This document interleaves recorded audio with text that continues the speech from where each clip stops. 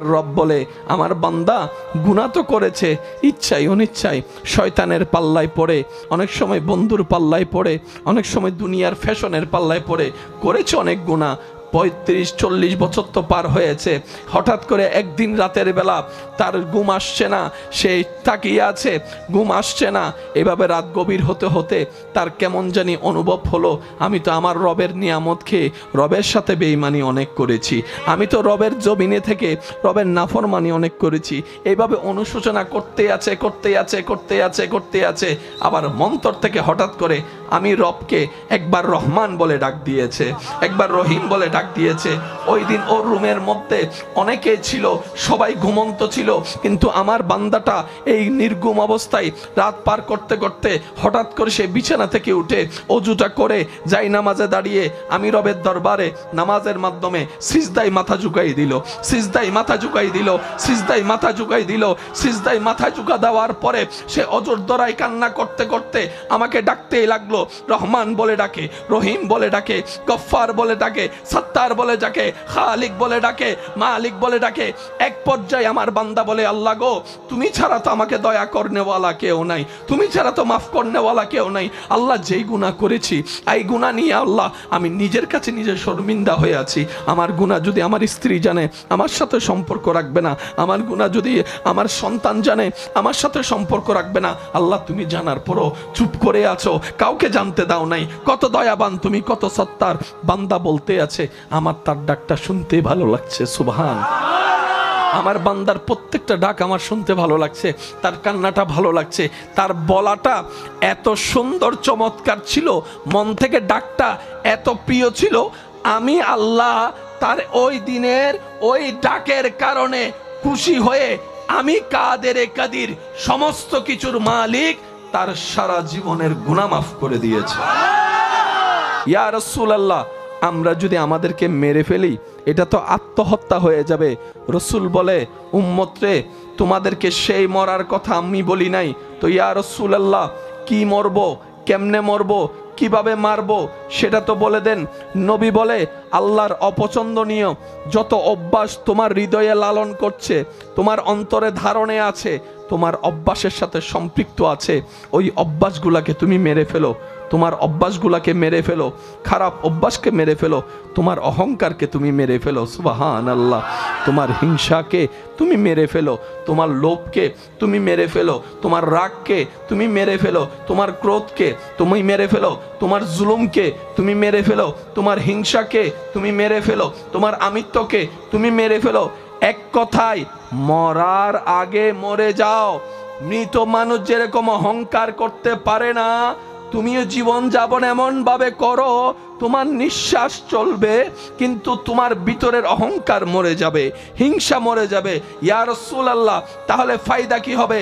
রসুল বলে, এইভাবে যদি চরিত্রের গঠনটা সুন্দর করতে পারো, তোমার একটা নামাজের সিজদা অন্যদের 1000 সিজদার চাইতেও দামি হয়ে যাবে রবের কাছে।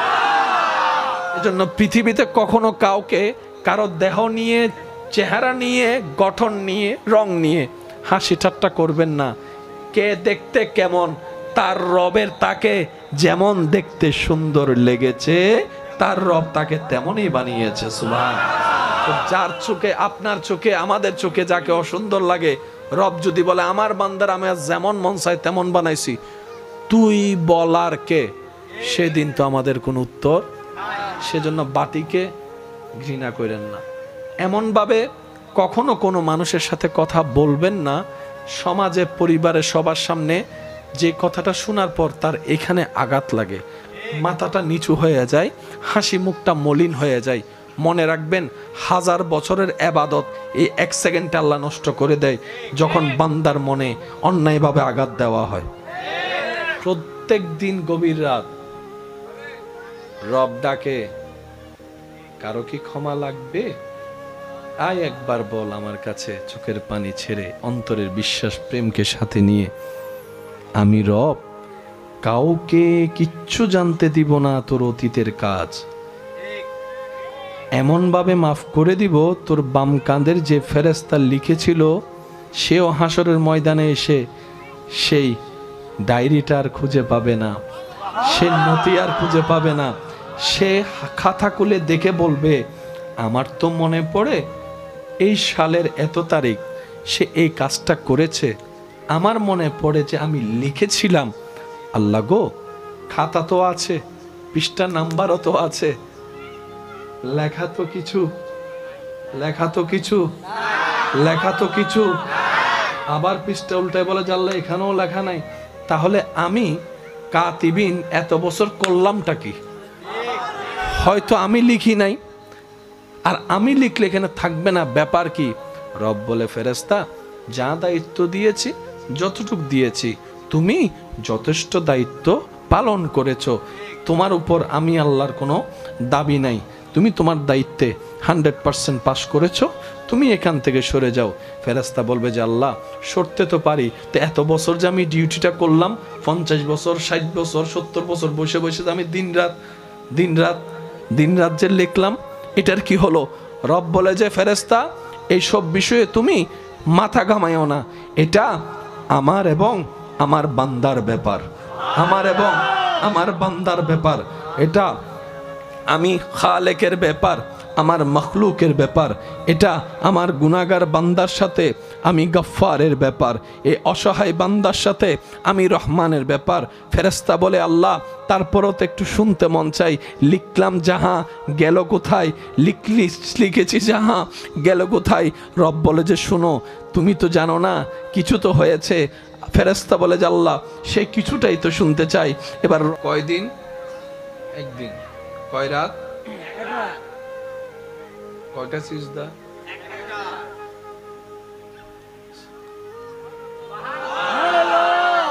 এই স্পেশাল সুযোগ পৃথিবীর বুকে, মাটির উপরে, আসমানের নিচে একমাত্র নবী রহমাতুল্লিল আলামিনের উম্মতরাই পেয়েছে। এই সুযোগ অতীতে আর কেউ বলে না, এই সুযোগ অতীতে আর কেউ। ওনারা 3 বার ওয়ার্নিং পেয়েছে, 1 বার, 2 বার, 3 বার ওয়ার্নিং মানে নাই। আল্লাহর পক্ষ থেকে কি এসেছে? আযাব। আল্লাহর পক্ষ থেকে কি এসেছে? আর আযাব এসে সবকিছু। কিন্তু আমাদের বেলায় আযাব আসে না, রহমত আসে। আরো জোরে।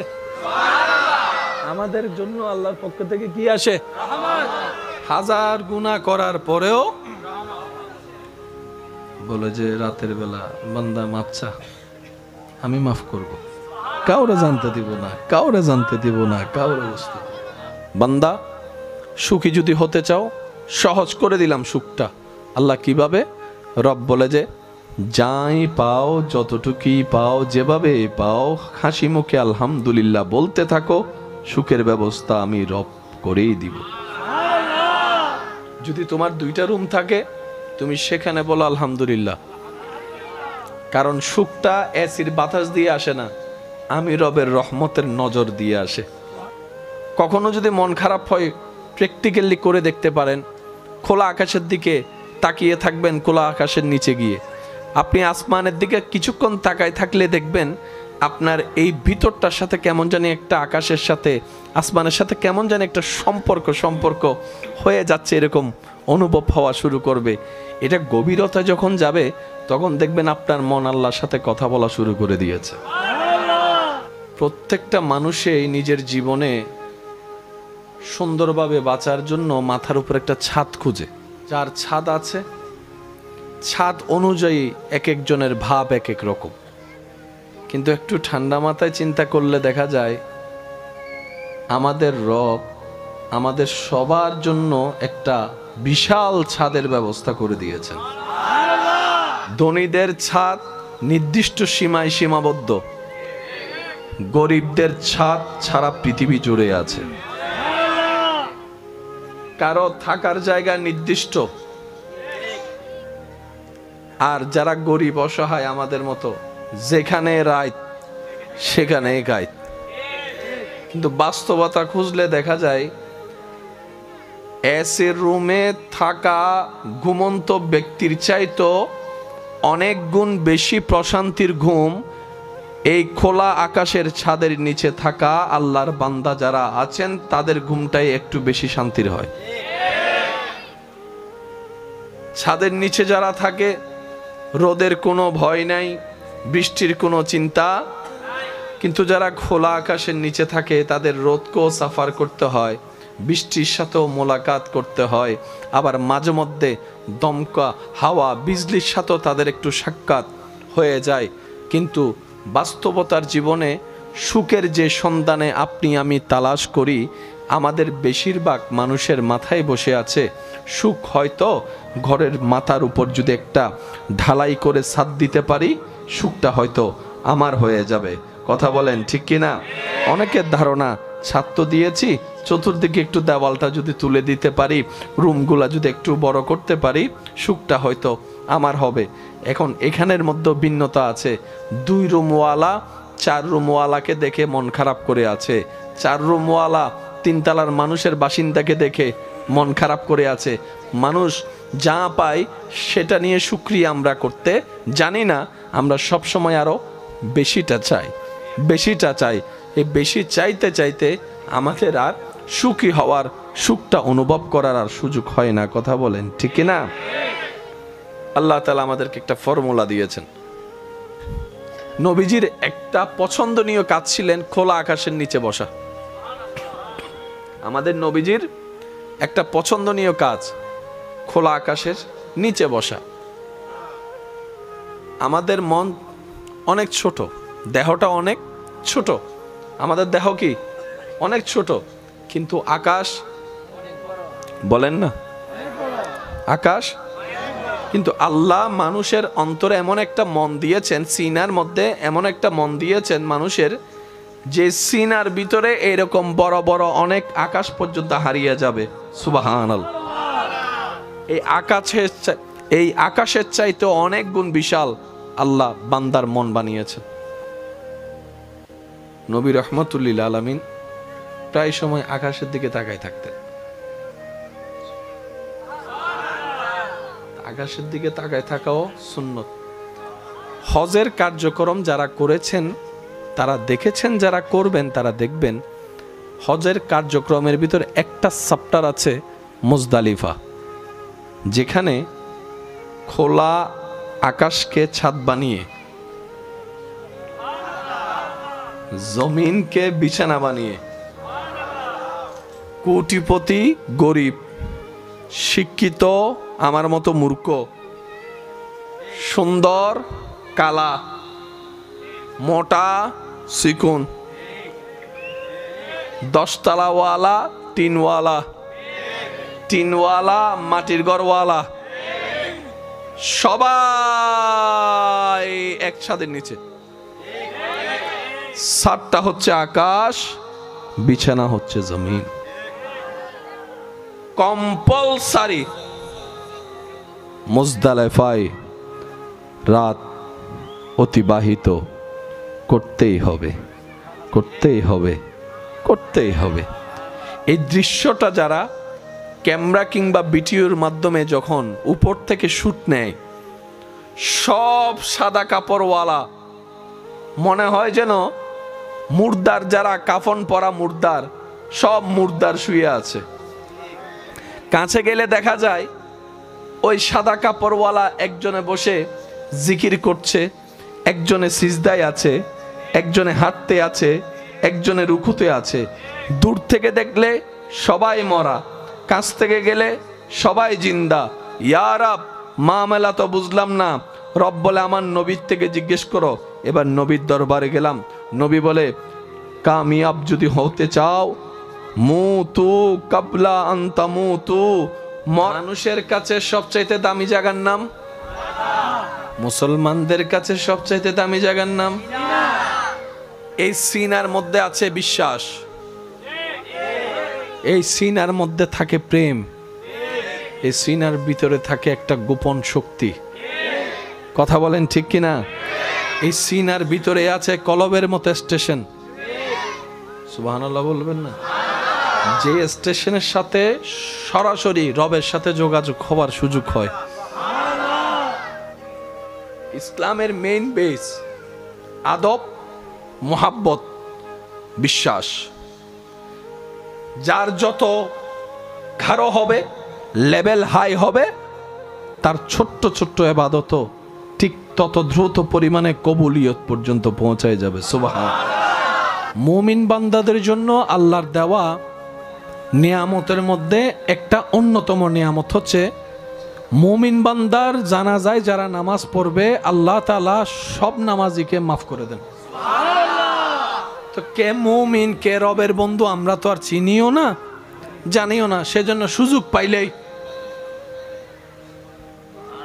এটা তার 10 ঘন্টার বিষয় না, ঠিক আছে না ভাই? সুন্দর আদবের সাথে যাবেন, আদবের সাথে নামাজ পড়বেন, আদবের সাথে সমস্ত কিছু শেষ করে পারলে জানাজাটা একটু আগায় দিবেন। আর একটু যদি পারেন কবর পর্যন্ত যাবেন, আর একটু যদি পারেন কবরের স্থানে দাফন করাটা একটু সাথে থাকবেন, আর একটু যদি সময় পারেন মাটিটা দেওয়ার চেষ্টা করুন, আর একটু যদি সময় পারেন একটু জিয়ারতটা করে তার পক্ষ হয়ে রবের কাছে একটু মাপ চাওয়ার চেষ্টা করবেন। যাই করবেন কোনো না কোনোভাবে আল্লাহ তাআলা তার 10 গুণ আপনার জীবনে ফিরিয়ে দিবেই। এটাই রব্বুল আলামিনের ওয়াদা ছিল। বিয়ের সময় দুলা থাকে পিছনে, সামনে থাকে, বলেন না, সামনে থাকে। সাময়িক বিয়ার অনুষ্ঠানে বর থাকে পিছনে, মানুষ থাকে, আর চিরবিদায় বেলায় লাশ থাকে, সবাই থাকে।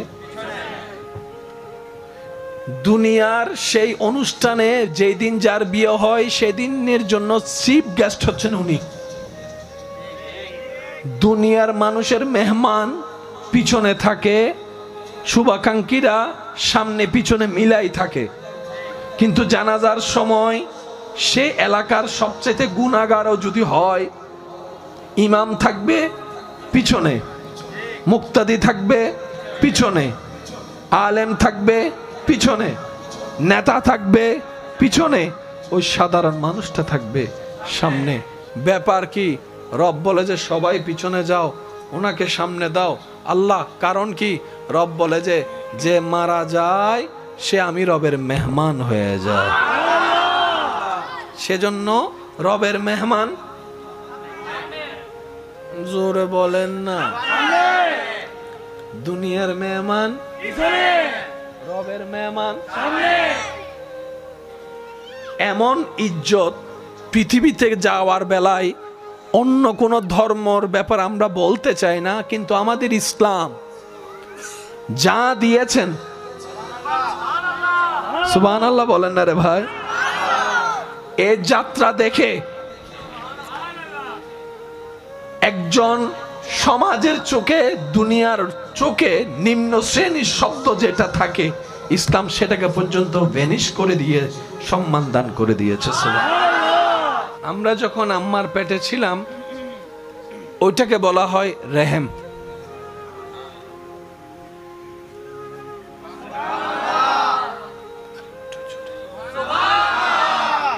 এমনে হচ্ছে বাতান, কিন্তু আমরা যখন ছিলাম, বলেন বলেন, রাহামিম মূল মাদ্দা। আয় হায় হায়, রবের নাম রহমান,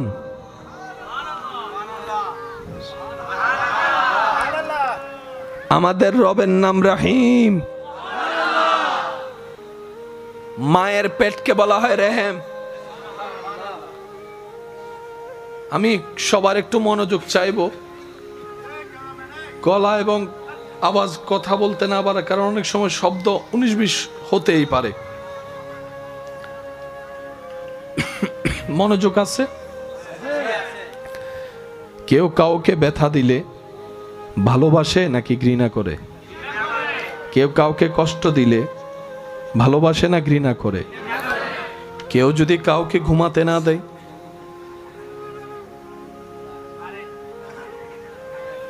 কাঁচা ঘুম যদি কারো ভাঙ্গে, যতই ভালোবাসার মানুষ হোক, কথা বলেন না রে ভাই। মাত্র ঘুমটা চোখটা লেগে আসলো, তখন যদি ভালোবাসার মানুষ যাইয়া যদি আপনাকে ডেকে দেয়, তখন আর ভালোবাসা ভালোবাসা কিচ্ছু নেই, আগে নাক ফুড়ো। এটা হচ্ছে ফিতরাত, নিয়ম। আর এই নিয়মটা কি একজনের জন্য না, সবার জন্য?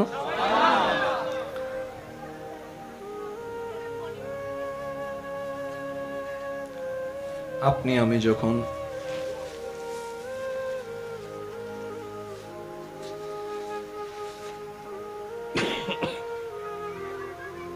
আমি যখন আল্লাহর হুকুমে নিজ নিজ আম্মার পেটে আসলাম, সে আসার লক্ষণ প্রকাশে আমার আম্মা, আপনার আম্মা বমি বমি ভাব অনুভব করতে লাগলো। আর আপনারা জানেন, বমি হয়ে গেলে একরকম শান্তি লাগে, যদি বমি না হয় বমি বমি ভাব লাগে। এটার মতো বিরক্তকর সময় আর কিছু হতে পারে না। কিন্তু আমার আপনার পেটে আসার সেই বমির লক্ষণটা সেই দিন আমাদের মায়ের চেহারা মলিন করার চাইতেও বেশি মুখে হাসিটা এনে দিয়েছিল, মুখে হাসিটা এনে দিয়েছিল।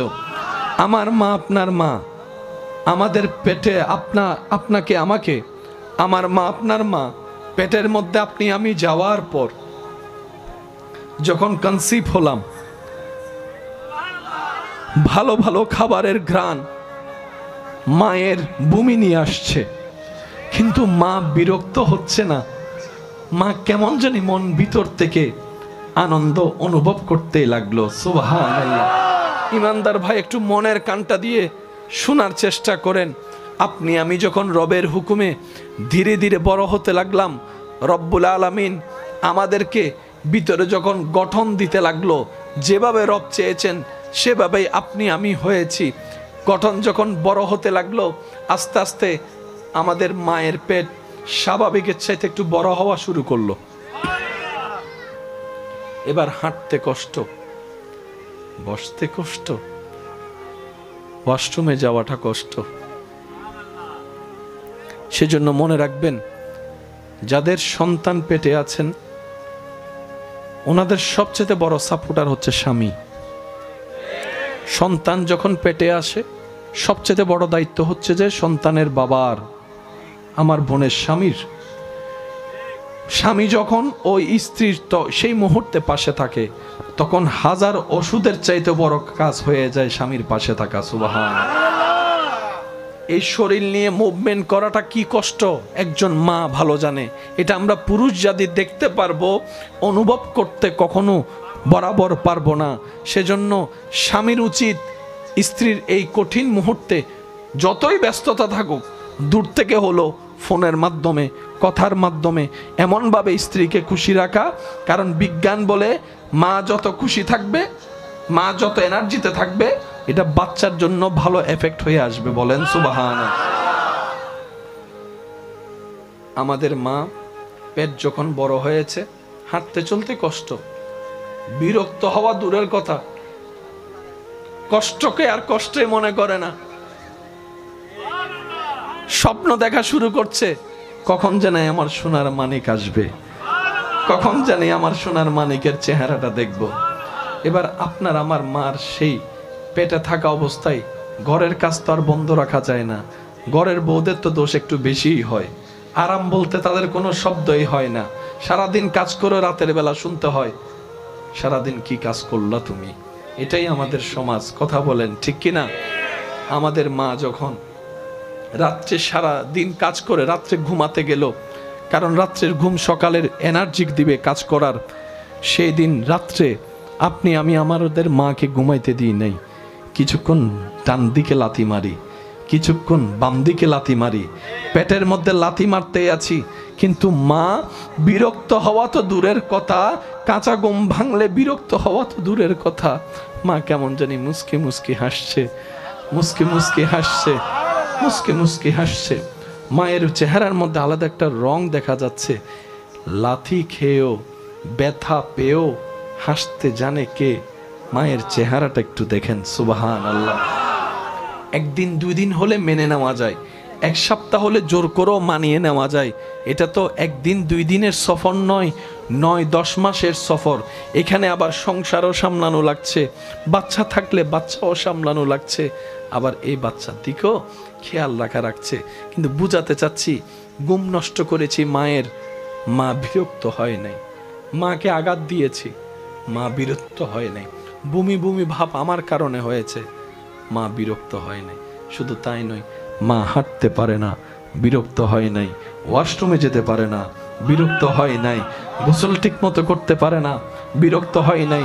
শোয়া ঠিক মতো করতে পারে না, বিরক্ত হয় নাই। যেতে যেতে লাস্ট মোমেন্ট যখন চলে আসছে, তখন কঠিন মুহূর্ত যখন আসলো, ডাক্তার বলে সিচুয়েশন খুব জটিল, এই দুইজনকে একসাথে বাঁচানো আমাদের পক্ষে সম্ভবপর নয়। হয়তো মাকে বাঁচাতে হবে, না হয় সন্তানকে বাঁচাতে হবে। সবাই চিন্তা করলো কি সিদ্ধান্ত নেওয়া যায়। সবাই বলে মা থাকলে সন্তান আরও আসবে। সবাই বলছে আত্মীয় স্বজন, স্যার ডাক্তার মাকে বাঁচান। ডানে বলে মাকে বাঁচান, সামনেওয়ালা মাকে বাঁচান, পিছনওয়ালা মাকে বাঁচান। আপনার ছেলের গোষ্ঠী বলে মাকে বাঁচান, মেয়ের গোষ্ঠী বলে, পরিবার বলে মাকে বাঁচান। সবাই বলে মাকে বাঁচান। ডাক্তার বলে যে একটু মাকেও তো জিজ্ঞেস করি উনি কি বলতে চায়। সবাই বলে মাকে বাঁচান। মা বলে যে ডাক্তার কারো কথা শুনেন না, কারো কথা শুনেন না, আমার সোনার মানিকটাকে বাঁচান, আমার সোনার মানিকটাকে বাঁচান। আমি দেখেছি পৃথিবীর রংটা কেমন, আমার এই আগন্তুক সন্তান এখনো দেখে নাই। সূর্য কাকে বলে, চন্দ্র কিরকম হয় সে দেখে নাই, আমার সন্তানকে বাঁচান। ডাক্তার বলে সবাই তো বলে আপনাকে বাঁচাতে, আপনি যে বললেন সন্তানকে বাঁচাতে, আরে ওরে বাঁচাতে গেলে আপনি তো মরে যাবেন, আপনার কি মরণের ভয় লাগে না? পৃথিবীতে বাঁচতে ইচ্ছা করে না? মা বলে সন্তানকে মেরে ওই জীবন আমার দরকার নাই, ওই বাঁচার দরকার নাই। এবার জগৎ দেখে বলে এই প্রেম তুমি কোত্থেকে পাইলা, এই মায়া তুমি কোত্থেকে পাইলা? তুমিও তো মানুষ, তোমারও তো রাগ থাকার অধিকার আছে, তোমারও তো নিজস্ব একটা ব্যক্তিগত জীবন আছে, খুব থাকার অধিকার আছে, বিরক্ত হওয়ার অধিকার আছে।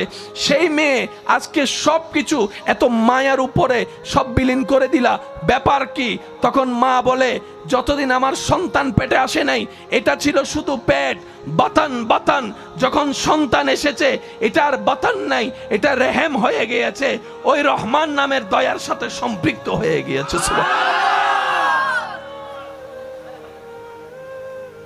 যার কারণে ব্যক্তিগত মানুষ হিসেবে যে খুব থাকার দরকার ওই খুব আর না হয়ে মায়াটা বেড়ে গিয়েছে, রাগের জায়গায় মায়া বেড়ে গিয়েছে, শাসনের জায়গায় মায়া বেড়ে গিয়েছে। আমার ভাইয়ের আওয়াজ দিয়ে বলেন, একজন মানুষের যখন পৃথিবীতে কোথাও জায়গার থাকা হয় না, কেউ যখন আশ্রয় দেয় না, হাজার দোষ করলে সবাই বের করে দেয়, তখনও রাতের 3টা বাজে যে দরজা খুলে বসে থাকে ওনার নাম কি? আরো জোরে বলেন।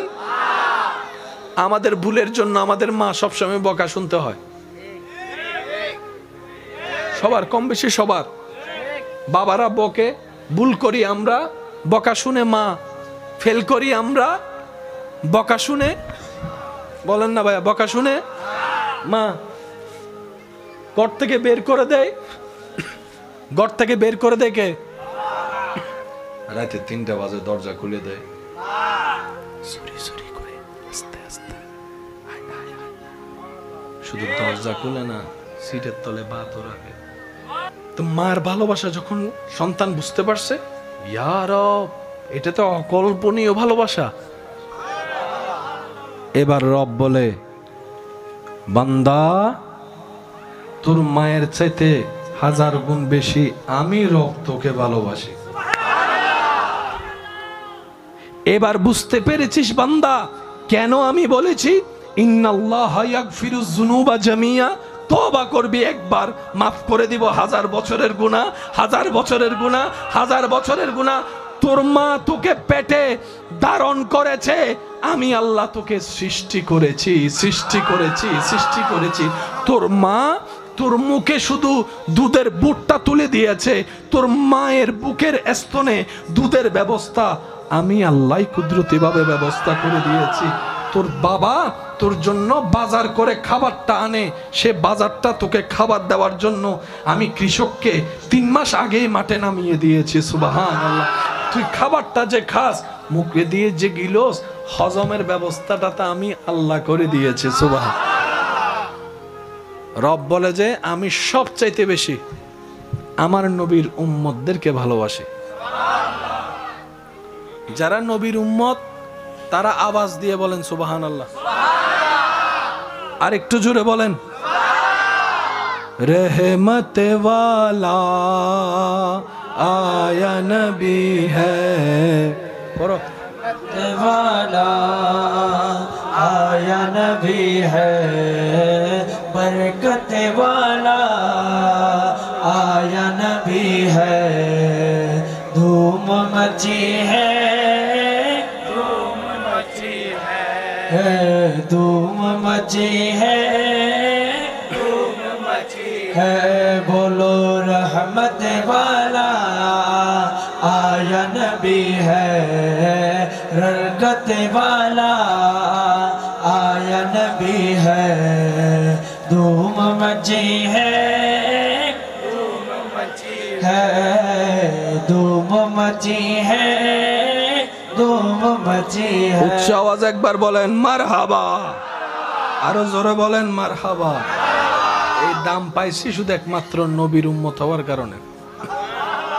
এবার আসেন, পৃথিবীতে মনোযোগ আছে আপনাদের, প্রত্যেকটা যোগ্যতা নিতে অনেক পরিশ্রম এবং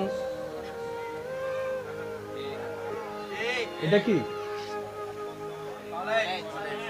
আপনি এখান থেকে যদি ভালো একটা সার্টিফিকেট নিয়ে বের হন, সময় দিতে হবে, পড়ালেখা করতে হবে, পরীক্ষা দিতে হবে, সব কিছু মিলে পরীক্ষা, সে পরীক্ষা দেওয়ার জন্য গাইড কিনার, স্যারের বেতন, অফিসের বেতন, বিশাল সময়, বিশাল পরিশ্রম, বিশাল পড়ালেখা, বিশাল টাকা। তোই যাই আপনি উনি ডক্টর হয়েছেন, একটা বড় পোস্ট, ডক্টর হয়েছেন, ডাক্তার হয়েছেন, পিএইচডি হোল্ডার হয়েছেন, ইঞ্জিনিয়ার হয়েছেন। এগুলার পিছনে একটা যোগ্যতার জন্য অনেক কষ্ট, বলেন না অনেক কষ্ট। এরকম হাজার কোটি যোগ্যতার সার্টিফিকেটের চাইতে হাজার হাজার দামি সার্টিফিকেট বিলীন হয়ে যায় একটা সার্টিফিকেটের সামনে। এটা হচ্ছে উম্মতে মুহাম্মাদি। এই সার্টিফিকেটটা হচ্ছে ডাক্তার, ইঞ্জিনিয়ার, হুজুর, এগুলো হচ্ছে এখানে। এগুলা অর্জনে কষ্ট, সময়, পরিশ্রম, টাকা অনেক কিছু লাগে। আর এটা আপনি আমি ফ্রি ফ্রি পেয়ে গেছি, সেজন্যই হয়তো আমরা মূল্যায়ন করার মতো করতে, কারণ ফ্রি জিনিসের, বলে না ফ্রি জিনিসের। আপনার এলাকায় যদি এখন কোন একজন ডাক্তার মানবতার সেবার নিয়ত করে এসে বলে যে রুগী কোথায় আছে আমাকে বলেন, আমার কাছে আসতে হবে না, আমি নিজেই যাব, দুদিন পরে বলবে যে রুগী টুগি ভাই না মনে হয়, সেই জন্য নিজে নিজে চিকিৎসা করতেছে। উনি যে নিজের মানবতার খাতিরে করছে একটা মানুষও বলবে না। ওনার ওষুধ খেয়ে অনেকে ভালো হয়েছে, থ্যাংক ইউ একটাও দিবে না। যদি ওষুধ খেয়ে 3 দিনের মধ্যে 4 দিনে ভালো না হয়, কি ওষুধ দিছেন এগুলা, ফিরিও খাইতেছে আবার দমকও মারতেছে, কি ওষুধ দিছেন, আপনার ওষুধ খাওয়ার পরে তো আমার ডায়রিয়া শুরু হয়েছে। আমি কি বুঝাতে পারছি? আমরা বেশিরভাগ মানুষ আল্লাহর নিয়ামত পাই না, তার একমাত্র কারণ, অন্যতম কারণ, আমাদের ভিতর শুকরিয়া বোধ কম, না শুকরিয়া বেশি। এক কথায় প্রশংসা উৎসাহ কম, বদনাম গীবত নামানোর চিন্তা বেশি। আপনার আমার ভিতরে মানুষের কল্যাণ দেখে খুশি হওয়ার চিন্তা ভাবনা কম, হিংসা করার জায়গাটা বেশি, যার কারণে আল্লাহ নিয়ামত পাওয়ার মতো আমরা পাইতেও পারছি না, ধরে রাখতেও পারছি না। কথা বলেন ঠিক কিনা? এটাই আমাদের ধর্ম। আওয়াজ দিয়ে বলুন, সে ধর্মের নাম কি? আরো জোরে বলে। রহম, মনে আছে শব্দটা? এমনা হয় বাতান পেট সন্দেহ না আসলে রহম হয়ে যায়, রহমতের ভরপুর হয়। সন্তান যখন পেটে আসে আল্লাহর পক্ষ থেকে ফেরেশতা আসে, শুনি না আরো জোরে,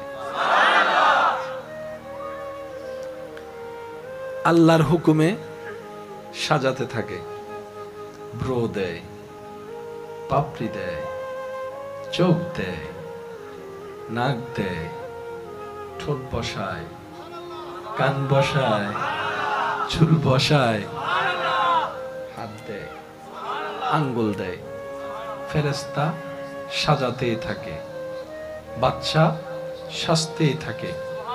এবার বাচ্চা বলে, আমাকে কেমন ভাবে সাজাচ্ছ, চোখটা আমার কেমন দিচ্ছ, নাকটা আমার লম্বা নাকি বোঝা, কোনটা দিচ্ছ, ঠোঁট কি উপরেরটা বড় দিচ্ছ না নিচেরটা বড় দিচ্ছ? ফেরেশতা বলে চুপ করে বসে থাকো, আমার কাজ আমাকে করতে দাও। তো কিভাবে সাজাচ্ছ? বলে যে তোমার রব তোমাকে দেখতে যেভাবে চাচ্ছে, রবের হুকুমে আমি তোমাকে সেভাবেই সাজায় দিচ্ছি। সেজন্য উনি মাহফিলে থাকার এরাদা করেছিলেন, কিন্তু রবের পক্ষ থেকে যখন ডাক চলে আসে, একটা সেকেন্ডও আর অপেক্ষা করার কোনো সুযোগ।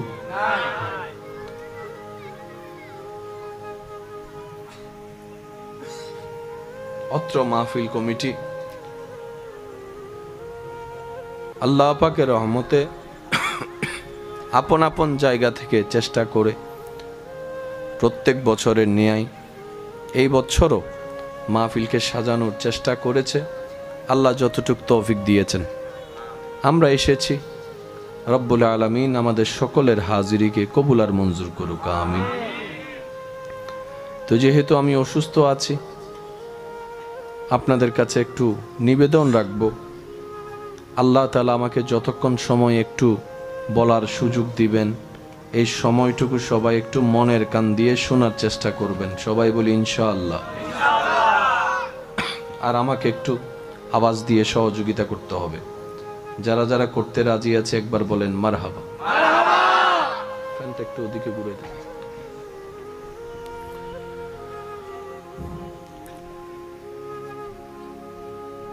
রব বলে, আমার বান্দা গুনাহ তো করেছে ইচ্ছাই অনিচ্ছায়, শয়তানের পাল্লায় পড়ে, অনেক সময় বন্ধুর পাল্লায় পড়ে, অনেক সময় দুনিয়ার ফ্যাশনের পাল্লায় পড়ে, করেছে অনেক গুনাহ। 35-40 বছর তো পার হয়েছে। হঠাৎ করে একদিন রাতের বেলা তার ঘুম আসছে না, সে তাকিয়ে আছে, ঘুম আসছে না। এভাবে রাত গভীর হতে হতে তার কেমন জানি অনুভব হলো, আমি তো আমার রবের নিয়ামত খেয়ে রবের সাথে বেঈমানি অনেক করেছি, আমি তো রবের জমিনে থেকে রবের নাফরমানি অনেক করেছি। এইভাবে অনুশোচনা করতে আছে। আবার মন্তর থেকে হঠাৎ করে আমি রবকে একবার রহমান বলে ডাক দিয়েছে, একবার রহিম বলে ডাক দিয়েছে। ওই দিন ওর রুমের মধ্যে অনেকে ছিল, সবাই ঘুমন্ত ছিল, কিন্তু আমার বান্দাটা এই নির্গুম অবস্থায় রাত পার করতে করতে হঠাৎ করে সে বিছানা থেকে উঠে অজুটা করে যাই নামাজে দাঁড়িয়ে আমি রবের দরবারে নামাজের মাধ্যমে সিজদায় মাথা ঝুঁকাই দিল, সিজদায় মাথা ঝুঁকা দেওয়ার পরে সে অজর দরাই কান্না করতে করতে আমাকে ডাকতেই লাগলো। রহমান বলে ডাকে, রহিম বলে ডাকে, গফফার বলে ডাকে, সত্তার বলে ডাকে, খালিক বলে ডাকে, মালিক বলে ডাকে। এক পর্যায়ে আমার বান্দা বলে, আল্লাহ গো, তুমি ছাড়া তো আমাকে দয়া করনেওয়ালা কেউ নাই, তুমি ছাড়া তো মাফ করনেওয়ালা কেউ নাই। আল্লাহ, যেই গুনাহ করেছি এই গুনাহ নিয়ে আল্লাহ আমি নিজের কাছে নিজে শর্মিন্দা হয়ে আছি। আমার গুনাহ যদি আমার স্ত্রী জানে আমার সাথে সম্পর্ক রাখবে না, আমার গুনাহ যদি আমার সন্তান জানে আমার সাথে সম্পর্ক রাখবে না। আল্লাহ, তুমি জানার পরও চুপ করে আছো, কাউকে জানতে দাও নাই। কত দয়াবান তুমি, কত সত্তার। বান্দা বলতে আছে, আমার তার ডাকটা শুনতে ভালো লাগছে। সুবহান। আমার বান্দার প্রত্যেকটা ডাক আমার শুনতে ভালো লাগছে, তার কান্নাটা ভালো লাগছে, তার বলাটা এত সুন্দর চমৎকার ছিল, মন থেকে ডাকটা এত প্রিয় ছিল।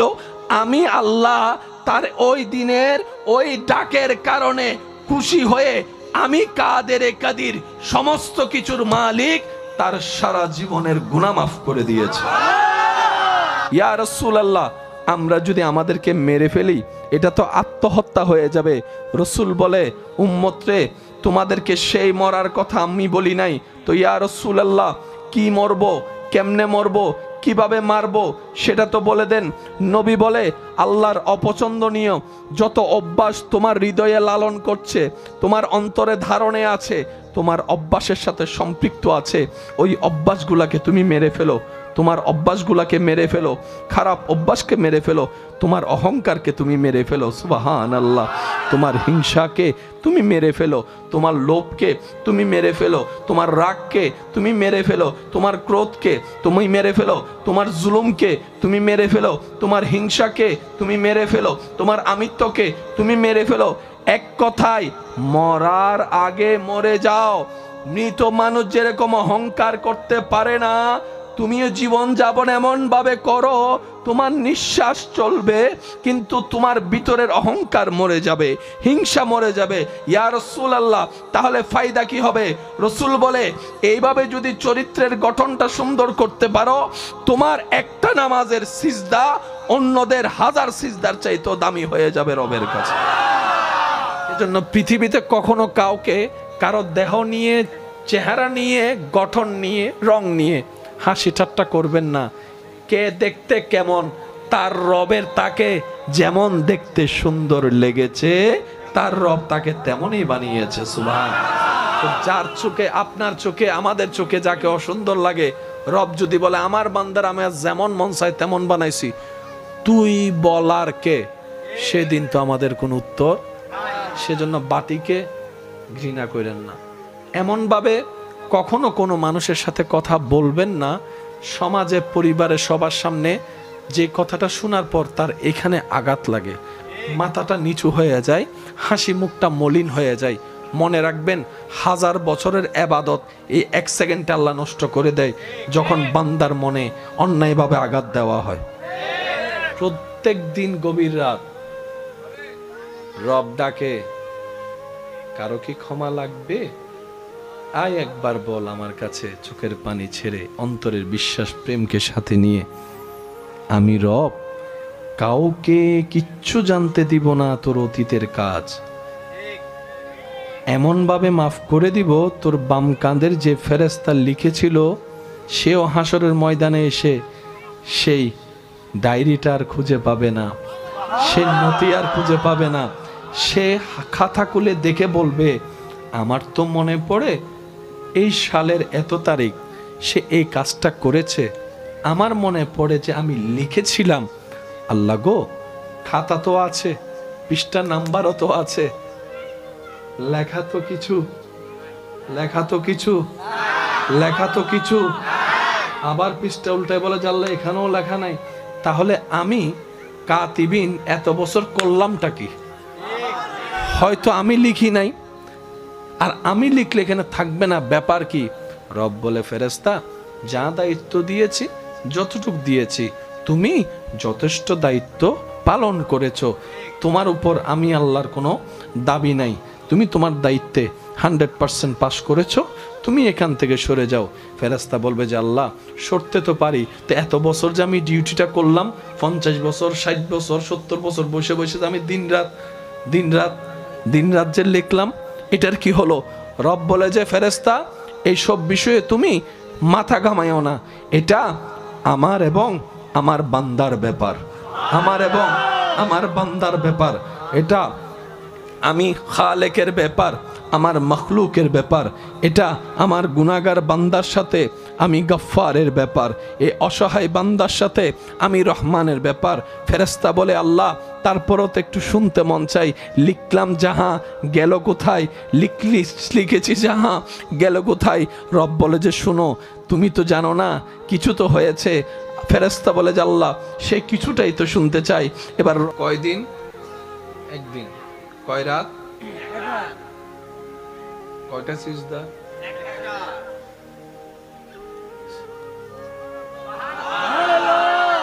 এই স্পেশাল সুযোগ পৃথিবীর বুকে, মাটির উপরে, আসমানের নিচে একমাত্র নবী রাহমাতুল লিল আলামিনের উম্মতরাই পেয়েছে।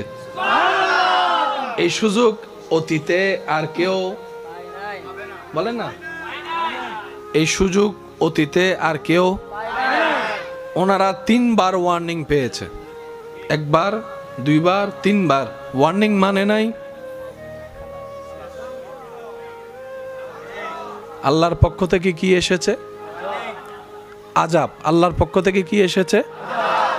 আর আযাব এসে সবকিছু, কিন্তু আমাদের বেলায় আযাব আসে না, রহমত আসে। আরো জোরে, আমাদের জন্য আল্লাহর পক্ষ থেকে কি আসে?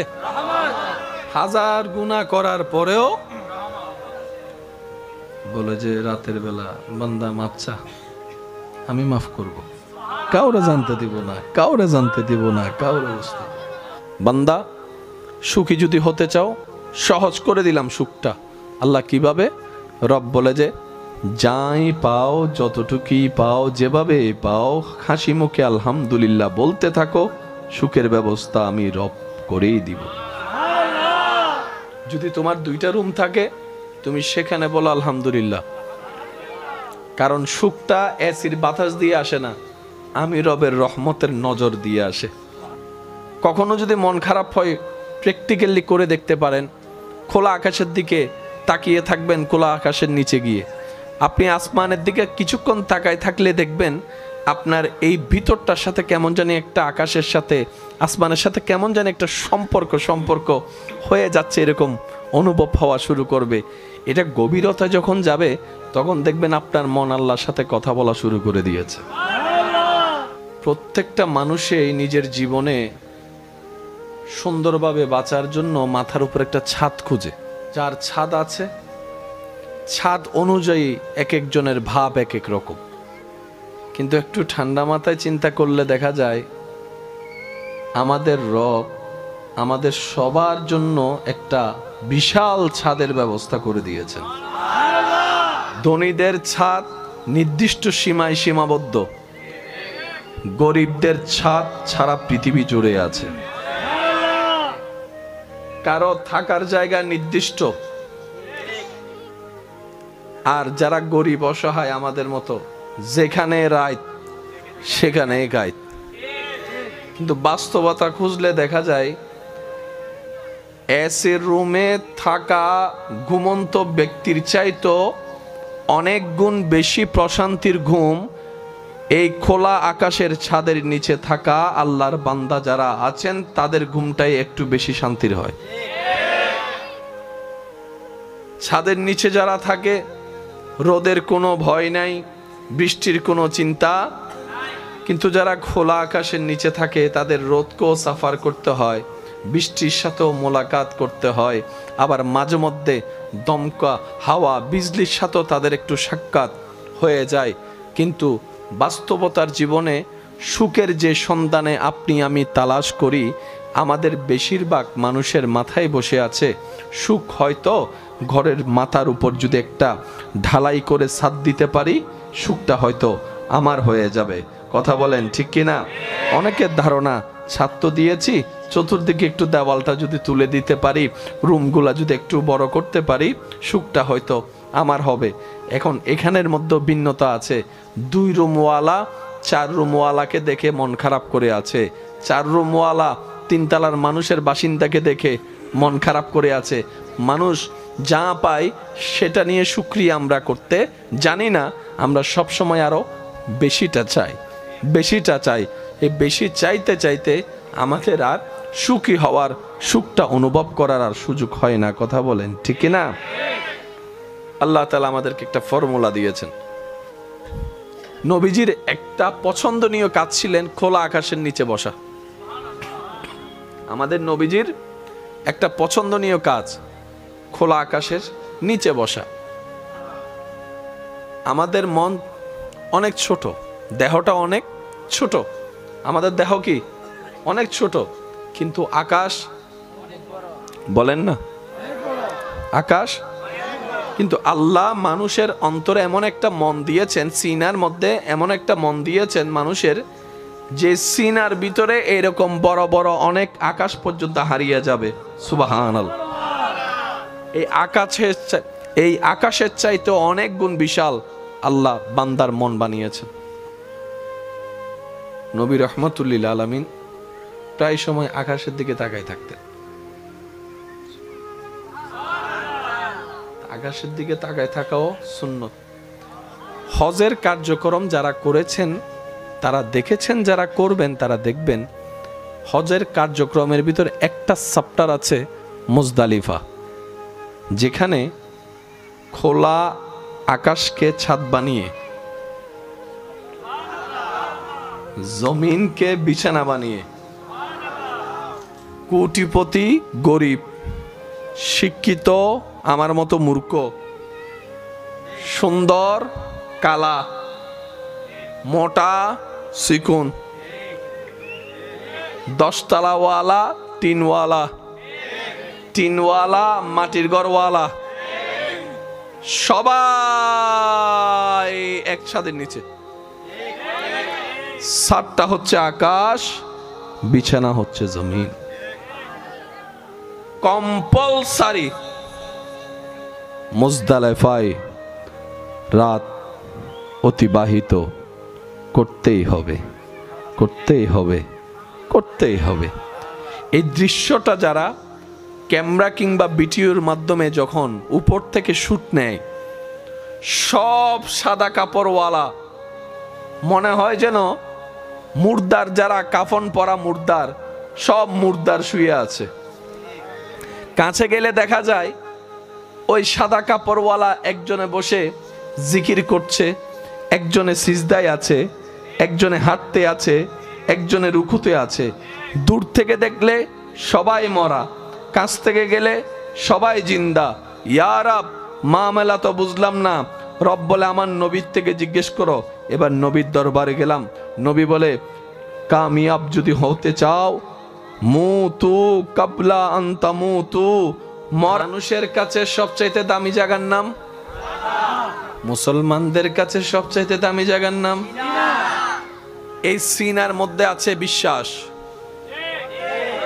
এই সিনার মধ্যে থাকে প্রেম, এই সিনার ভিতরে থাকে একটা গোপন শক্তি। কথা বলেন ঠিক কিনা?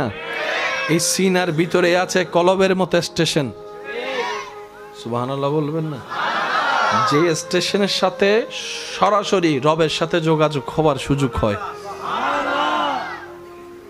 ইসলামের মেইন বেস আদব, মোহাব্বত, বিশ্বাস। যার যত গাঢ় হবে, লেভেল হাই হবে, তার ছোট্ট ছোট্ট ইবাদত ঠিক তত দ্রুত পরিমাণে কবুলিয়ত পর্যন্ত পৌঁছায় যাবে। সুবহানাল্লাহ। মুমিন বান্দাদের জন্য আল্লাহর দেওয়া নিয়ামতের মধ্যে একটা অন্যতম নিয়ামত হচ্ছে মুমিন বান্দার জানাজায় যারা নামাজ পড়বে, আল্লাহ তাআলা সব নামাজিকে মাফ করে দেন। তো কে মুমিন, কে রবের বন্ধু আমরা তো আর চিনিও না, জানিও না। সেজন্য সুযোগ পাইলেই, এটা তো আর 10 ঘন্টার বিষয় না, ঠিক আছে না ভাই? সুন্দর আদবের সাথে যাবেন, আদবের সাথে নামাজ পড়বেন, আদবের সাথে সমস্ত কিছু শেষ করে পারলে জানাজাটা একটু আগায় দিবেন। আর একটু যদি পারেন কবর পর্যন্ত যাবেন, আর একটু যদি পারেন কবরের স্থানে দাফন করাটা একটু সাথে থাকবেন। আর একটু যদি সময় পারেন মাটিটা দেওয়ার চেষ্টা করুন। আর একটু যদি সময় পারেন একটু জিয়ারতটা করে তার পক্ষ হয়ে রবের কাছে একটু মাপ চাওয়ার চেষ্টা করবেন। যাই করবেন কোনো না কোনোভাবে আল্লাহ তাআলা তার 10 গুণ আপনার জীবনে ফিরিয়ে দিবেই। এটাই রব্বুল আলামিনের ওয়াদা। বিয়ের সময় দুলা থাকে পিছনে, সামনে থাকে, বলেন না, সামনে থাকে। সাময়িক বিয়ার অনুষ্ঠানে বর থাকে পিছনে, মানুষ থাকে, আর চিরবিদায় বেলায় লাশ থাকে, সবাই থাকে। দুনিয়ার সেই অনুষ্ঠানে যেই দিন যার বিয়ে হয় সেদিনের জন্য চিফ গেস্ট হচ্ছেন উনি। দুনিয়ার মানুষের মেহমান পিছনে থাকে, শুভাকাঙ্ক্ষীরা সামনে পিছনে মিলাই থাকে। কিন্তু জানাজার সময় সে এলাকার সবচেয়ে গুনাহগারও যদি হয়, ইমাম থাকবে, পিছনে, মুক্তাদি থাকবে পিছনে, আলেম থাকবে পিছনে, নেতা থাকবে পিছনে, ওই সাধারণ মানুষটা থাকবে সামনে। ব্যাপার কি?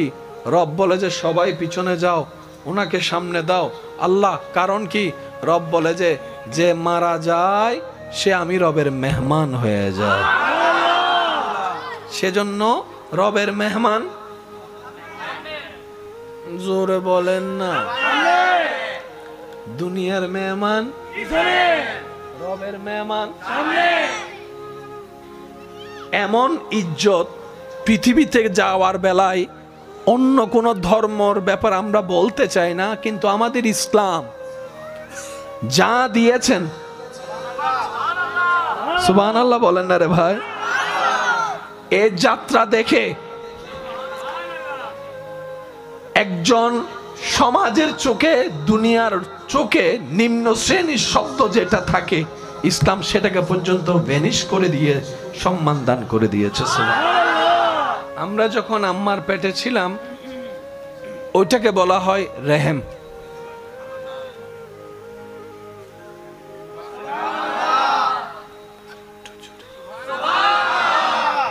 এমনে হচ্ছে বাতান, কিন্তু আমরা যখন ছিলাম, বলেন বলেন, রাহামিম মূল মাদ্দা। আয় হায় হায়, রবের নাম রহমান,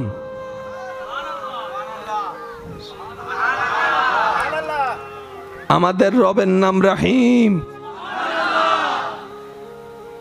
মায়ের পেটকে বলা হয় রেহেম।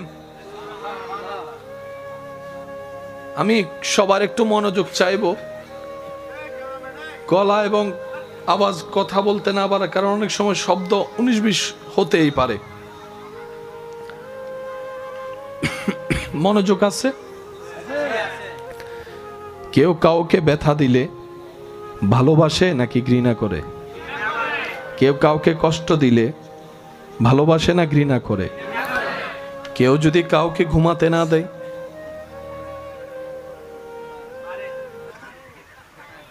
কাঁচা ঘুম যদি কারো ভাঙ্গে, যতই ভালোবাসার মানুষ হোক, কথা বলেন না রে ভাই।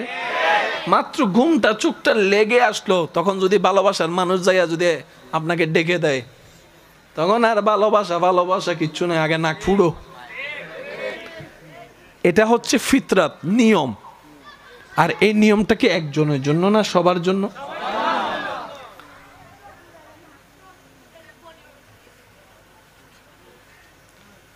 আপনি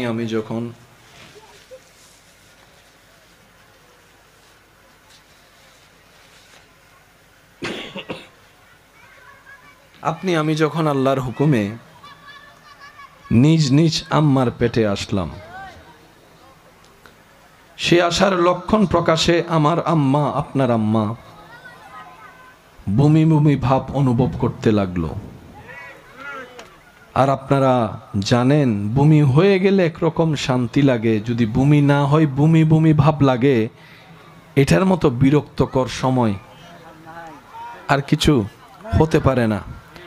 কিন্তু আমার আপনার পেটে আসার সেই বমির লক্ষণটা সেই দিন আমাদের মায়ের চেহারা মলিন করার চাইতেও বেশি মুখে হাসিটা এনে দিয়েছিল, মুখে হাসিটা এনে দিয়েছিল।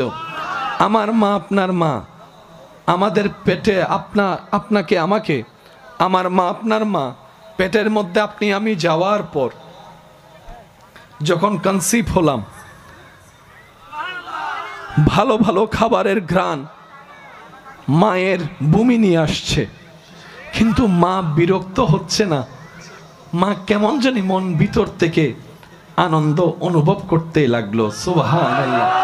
ইমানদার ভাই, একটু মনের কানটা দিয়ে শোনার চেষ্টা করেন। আপনি আমি যখন রবের হুকুমে ধীরে ধীরে বড় হতে লাগলাম, রব্বুল আলামিন আমাদেরকে ভিতরে যখন গঠন দিতে লাগলো, যেভাবে রব চেয়েছেন সেভাবেই আপনি আমি হয়েছি। গঠন যখন বড় হতে লাগলো, আস্তে আস্তে আমাদের মায়ের পেট স্বাভাবিকের চাইতে একটু বড় হওয়া শুরু করলো। এবার হাঁটতে কষ্ট, বসতে কষ্ট, ওয়াশরুমে যাওয়াটা কষ্ট। সেজন্য মনে রাখবেন, যাদের সন্তান পেটে আছেন ওনাদের সবচেয়ে বড় সাপোর্টার হচ্ছে স্বামী। সন্তান যখন পেটে আসে সবচেয়ে বড় দায়িত্ব হচ্ছে যে সন্তানের বাবার, আমার বোনের স্বামীর। স্বামী যখন ওই স্ত্রীর তো সেই মুহূর্তে পাশে থাকে, তখন হাজার ওষুধের চাইতে বড় কাজ হয়ে যায় স্বামীর পাশে থাকা। সুবহানাল্লাহ। এই শরীর নিয়ে মুভমেন্ট করাটা কি কষ্ট একজন মা ভালো জানে। এটা আমরা পুরুষ জাতি দেখতে পারবো, অনুভব করতে কখনো বরাবর পারবো না। সেজন্য স্বামীর উচিত স্ত্রীর এই কঠিন মুহূর্তে যতই ব্যস্ততা থাকুক, দূর থেকে হলো ফোনের মাধ্যমে, কথার মাধ্যমে এমনভাবে স্ত্রীকে খুশি রাখা। কারণ বিজ্ঞান বলে মা যত খুশি থাকবে, মা যত এনার্জিতে থাকবে, এটা বাচ্চার জন্য ভালো এফেক্ট হয়ে আসবে। বলেন সুবহানাল্লাহ।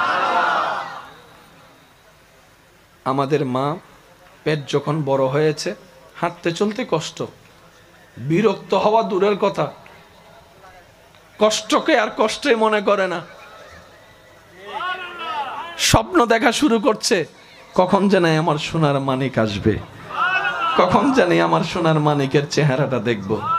এবার আপনার আমার মার সেই পেটে থাকা অবস্থায় ঘরের কাজ তো আর বন্ধ রাখা যায় না। ঘরের বউদের তো দোষ একটু বেশিই হয়। আরাম বলতে তাদের কোনো শব্দই হয় না। সারাদিন কাজ করে রাতের বেলা শুনতে হয়, সারাদিন কি কাজ করলা তুমি। এটাই আমাদের সমাজ। কথা বলেন ঠিক কিনা? আমাদের মা যখন রাত্রে সারা দিন কাজ করে রাত্রে ঘুমাতে গেল, কারণ রাত্রের ঘুম সকালের এনার্জি দিবে কাজ করার, সেই দিন রাত্রে আপনি আমি আমাদের মাকে ঘুমাইতে দিই নাই। কিছুক্ষণ ডান দিকে লাথি মারি, কিছুক্ষণ বাম দিকে লাথি মারি, পেটের মধ্যে লাথি মারতেই আছি। কিন্তু মা বিরক্ত হওয়া তো দূরের কথা, কাঁচা ঘুম ভাঙলে বিরক্ত হওয়া তো দূরের কথা। মা কেমন জানি মুস্কি মুস্কি হাসছে, মুস্কি মুস্কি হাসছে, মুস্কি মুস্কি হাসছে। মায়ের চেহারার মধ্যে আলাদা একটা রং দেখা যাচ্ছে। লাথি খেয়েও, ব্যথা পেয়েও হাসতে জানে কে? মায়ের চেহারাটা একটু দেখেন। সুবহানাল্লাহ। একদিন দুই দিন হলে মেনে নেওয়া যায়, এক সপ্তাহ হলে জোর করেও মানিয়ে নেওয়া যায়। এটা তো একদিন দুই দিনের সফর নয়, 9-10 মাসের সফর। এখানে আবার সংসারও সামলানো লাগছে, বাচ্চা থাকলে বাচ্চাও সামলানো লাগছে, আবার এই বাচ্চার দিকেও খেয়াল রাখা রাখছে। কিন্তু বুঝাতে চাচ্ছি, ঘুম নষ্ট করেছি মায়ের, মা বিরক্ত হয় নাই। মাকে আঘাত দিয়েছি, মা বিরক্ত হয় নাই। বমি বমি ভাব আমার কারণে হয়েছে, মা বিরক্ত হয় নাই। শুধু তাই নয়, মা হাঁটতে পারে না, বিরক্ত হয় নাই। ওয়াশরুমে যেতে পারে না, বিরক্ত হয় নাই। গোসল ঠিক মতো করতে পারে না, বিরক্ত হয় নাই। শোয়া ঠিক মতো করতে পারে না, বিরক্ত হয় নাই।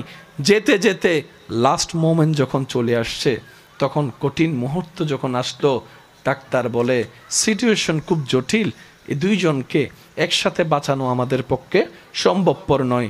হয়তো মাকে বাঁচাতে হবে, না হয় সন্তানকে বাঁচাতে হবে। সবাই চিন্তা করলো কি সিদ্ধান্ত নেওয়া যায়। সবাই বলে মা থাকলে সন্তান আরও আসবে। সবাই বলছে আত্মীয় স্বজন, স্যার ডাক্তার মাকে বাঁচান। ডানে বলে মাকে বাঁচান, সামনেওয়ালা মাকে বাঁচান, পিছনওয়ালা মাকে বাঁচান। আপনার ছেলের গোষ্ঠী বলে মাকে বাঁচান, মেয়ের গোষ্ঠী বলে, পরিবার বলে মাকে বাঁচান, সবাই বলে মাকে বাঁচান। ডাক্তার বলে যে একটু মাকেও তো জিজ্ঞেস করি উনি কি বলতে চায়। সবাই বলে মাকে বাঁচান। মা বলে যে ডাক্তার কারো কথা শুনেন না, কারো কথা শুনেন না, আমার সোনার মানিকটাকে বাঁচান, আমার সোনার মানিকটাকে বাঁচান। আমি দেখেছি পৃথিবীর রংটা কেমন, আমার এই আগন্তুক সন্তান এখনো দেখে নাই। সূর্য কাকে বলে, চন্দ্র কিরকম হয় সে দেখে নাই, আমার সন্তানকে বাঁচান। ডাক্তার বলে সবাই তো বলে আপনাকে বাঁচাতে, আপনি যে বললেন সন্তানকে বাঁচাতে, আরে ওরে বাঁচাতে গেলে আপনি তো মরে যাবেন, আপনার কি মরণের ভয় লাগে না? পৃথিবীতে বাঁচতে ইচ্ছা করে না? মা বলে সন্তানকে মেরে ওই জীবন আমার দরকার নাই, ওই বাঁচার দরকার নাই। এবার জগৎ দেখে বলে এই প্রেম তুমি কুত্থেকে পাইলা, এই মায়া তুমি কুত্থেকে পাইলা?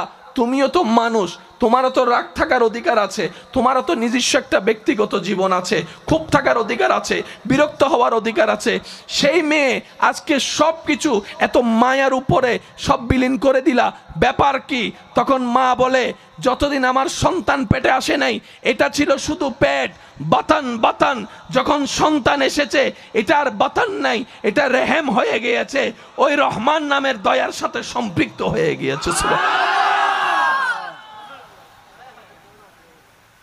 যার কারণে ব্যক্তিগত মানুষ হিসেবে যে ক্ষোভ থাকার দরকার, ওই ক্ষোভ আর না হয়ে মায়াটা বেড়ে গিয়েছে, রাগের জায়গায় মায়া বেড়ে গিয়েছে, শাসনের জায়গায় মায়া বেড়ে গিয়েছে।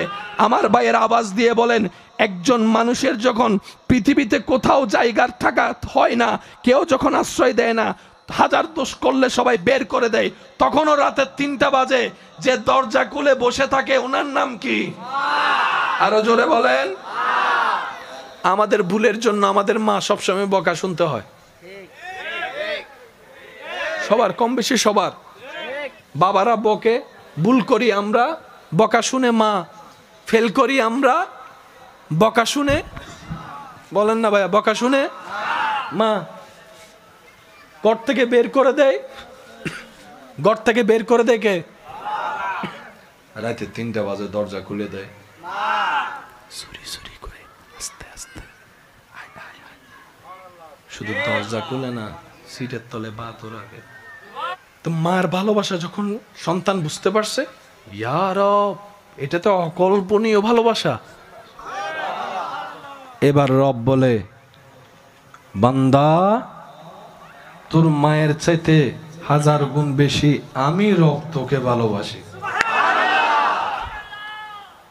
এবার বুঝতে পেরেছিস বান্দা, কেন আমি বলেছি ইন্নাল্লাহা ইয়াগফিরুয যুনুবা জামিয়া, তওবা করবি একবার, মাফ করে দিব 1000 বছরের গুনাহ, 1000 বছরের গুনাহ, 1000 বছরের গুনাহ। তোর মা তোকে পেটে ধারণ করেছে, আমি আল্লাহ তোকে সৃষ্টি করেছি, সৃষ্টি করেছি, সৃষ্টি করেছি। তোর মা তোর মুখে শুধু দুধের বুটটা তুলে দিয়েছে, তোর মায়ের বুকের স্তনে দুধের ব্যবস্থা আমি আল্লাহ কুদরতি ভাবে ব্যবস্থা করে দিয়েছি। তোর বাবা তোর জন্য বাজার করে খাবারটা আনে, সে বাজারটা তোকে খাবার দেওয়ার জন্য আমি কৃষককে 3 মাস আগেই মাঠে নামিয়ে দিয়েছি। সুবহানাল্লাহ। তুই খাবারটা যে খাস, মুখে দিয়ে যে গিলোস, হজমের ব্যবস্থাটা তা আমি আল্লাহ করে দিয়েছি। সুবহান। রব বলে যে আমি সবচাইতে বেশি আমার নবীর উম্মতদেরকে ভালোবাসি। যারা নবীর উম্মত তারা আওয়াজ দিয়ে বলেন সুবহানাল্লাহ।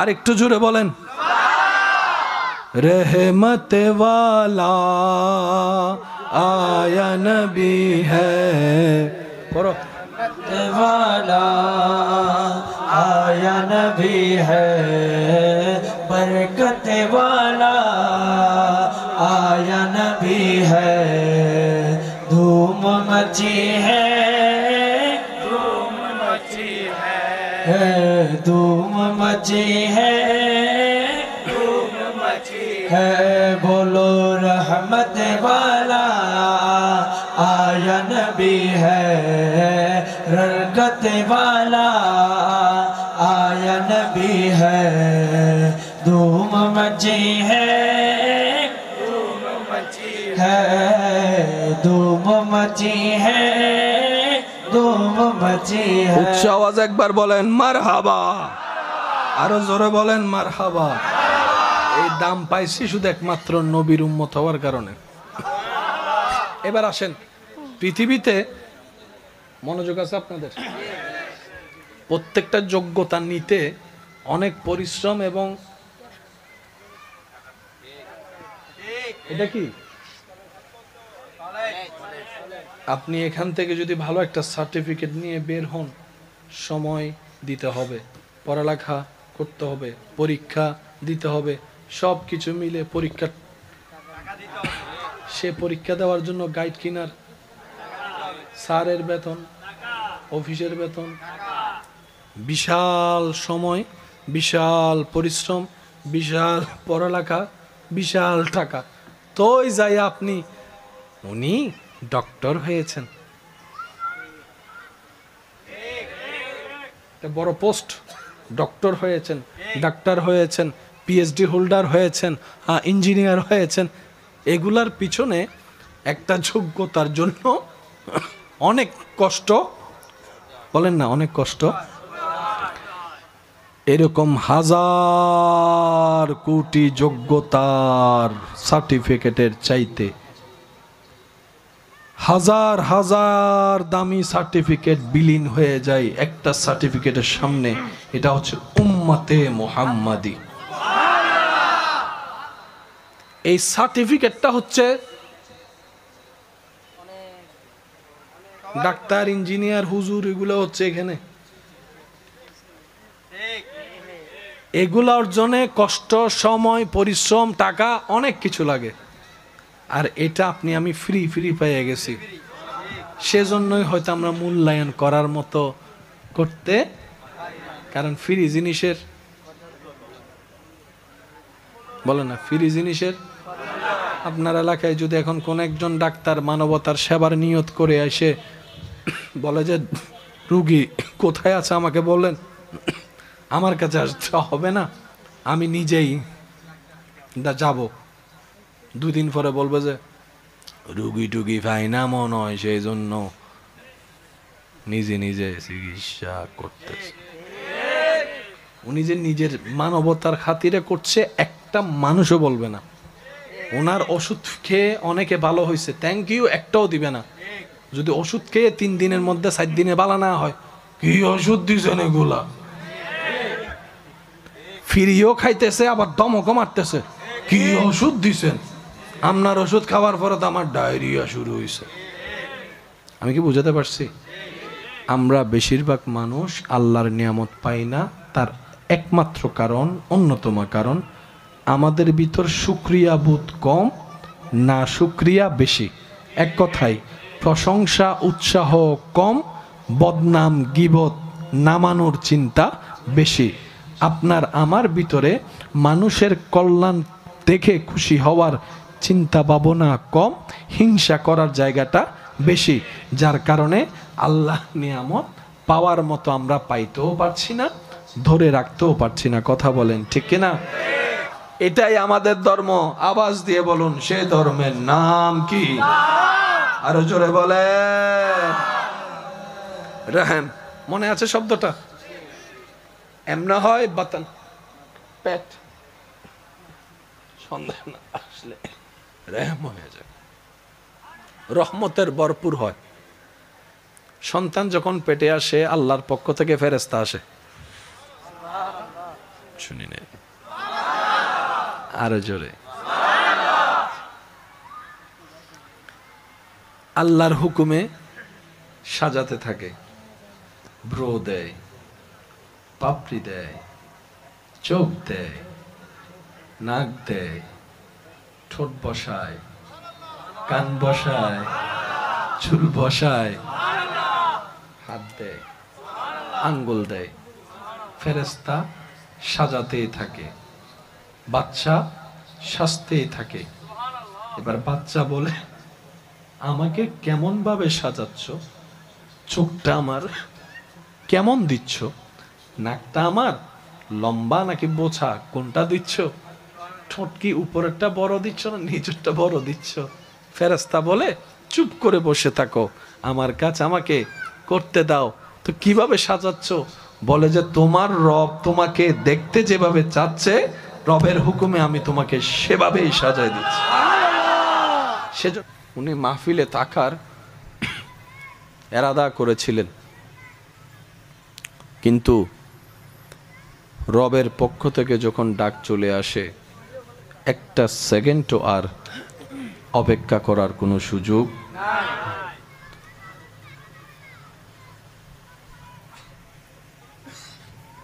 অত্র মাহফিল কমিটি